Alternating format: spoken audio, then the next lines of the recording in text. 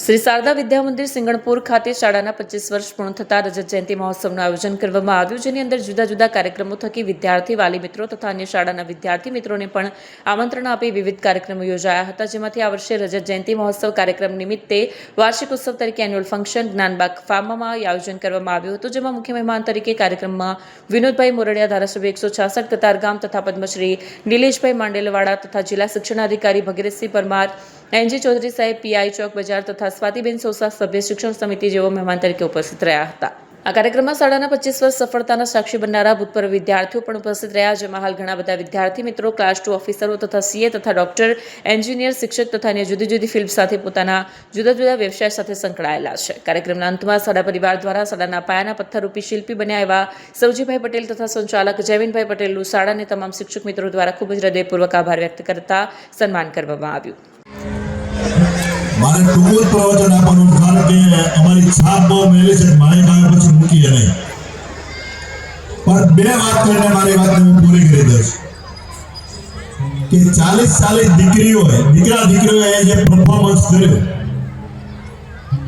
એને બેઠેલા પહેલી હરોળમાં બેઠેલાથી માંડી છેલ્લી હરોળ બેઠાને બધાને એમને એક મેસેજ આપ્યો છે, અને એ મેસેજ આપ્યો ને એમાંથી ગ્રહણ કરવામાં કોઈ બાકી રહે એમ નથી, કારણ કે મોબાઈલ છે ને એ રાતના 11 વાગ્યાથી 2 વાગ્યા 3 વાગ્યા સુધી વધારે ચાલે છે।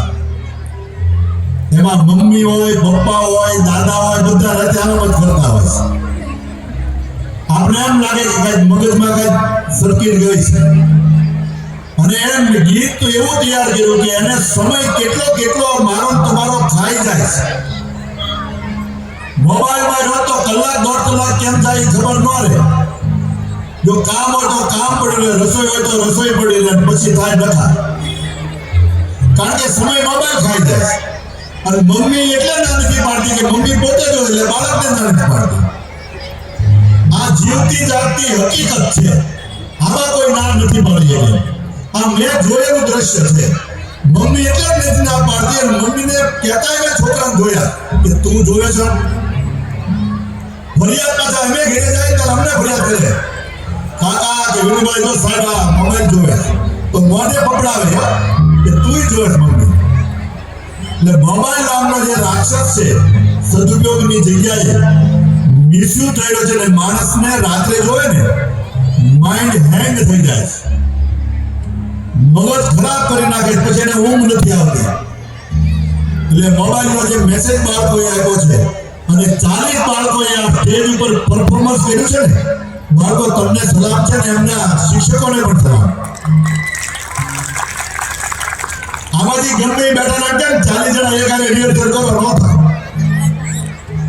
આ બાળકોએ કહ્યું, બધા મેં બધું નિરીક્ષણ કરતો હતો થોડીવાર કે જો બાળકોની એની કલા હતી અને પોતાનો કોન્ફિડન્સ કેટલો હતો, એક મેસેજ આપ્યો ને ચહેરાના ભાવથી આવ્યો છે, અને આવું સુંદર મજાના આયોજનમાં આટલા બધા વાલીઓની વચ્ચે આપ્યું, એટલે મારે તમારે બધા એક આ મેસેજ લેવો પડશે। શારદા વિદ્યાલયના 25 વર્ષ થયા, એનાથી 5 વર્ષ હું નાનો હતો, મારે 20 વર્ષ થયા રાજકારણમાં આવ્યો એના। મિત્રો, આપણા દેશમાં દર વર્ષે લાખો દર્દીઓ સમયસર અંગ ન મળવાને કારણે મૃત્યુ પામે છે। દેશમાં દર વર્ષે જ્યારે લાખો દર્દીઓ અંગ ન મળવાને કારણે મૃત્યુ પામી રહ્યા હોય, અને એટલી જ સંખ્યામાં બ્રેઇન ડેડ પણ વ્યક્તિ થતા હોય, રોડ અકસ્માત હોય, બ્રેન સ્ટ્રોક હોય કે બ્રેન હેમરેજને કારણે હોય, જો આપણે બધા જ બ્રેન ડેડ વ્યક્તિના અંગોનું દાન કરાવીએ તો આપણા દેશમાં કોઈ પણ વ્યક્તિએ લાઈવ ટ્રાન્સપ્લાન્ટની જરૂરત ન પડે, એટલે કે પરિવારમાંથી જ કોઈ પણ અંગ આપવાની જરૂરત ન પડે। અને અંગો ખરાબ થાય એની પીડા શું હોય, એ જે પરિવારમાં કિડની ખરાબ હોય, લીવર ખરાબ હોય, હૃદય ખરાબ હોય, ફેફસા ખરાબ હોય, એને જ એની જાણકારી મળે કે અઠવાડિયામાં 2 વખત 3 વખત ડાયાલિસિસ પર જ્યારે જીવવું પડતું હોય, તો એને ખબર પડે કે એની પીડા શું હોય છે। આપણા દેશમાં કેટલા એવા વ્યક્તિઓ છે કે જેના અકસ્માતમાં બંને હાથ કપાઈ ગયા છે, અને એ વ્યક્તિ સામાન્ય જીવન જીવી નથી શકતા।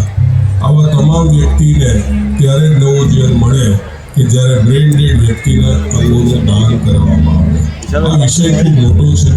મારી આપ સૌને ફક્ત નમ્ર વિનંતી છે કે જ્યારે પણ કોઈ વ્યક્તિ બ્રેન ડેડ થાય કે તેની જાણકારી તમને પ્રાપ્ત થાય ત્યારે તેના અંગોનું દાન કરાવીને આપણા દેશમાં જે દર વર્ષે લાખો દર્દીઓ સમયસર અંગ ન મળવાને કારણે મૃત્યુ પામે છે એને નવજીવન આપવાના યજ્ઞમાં જોડાઈએ.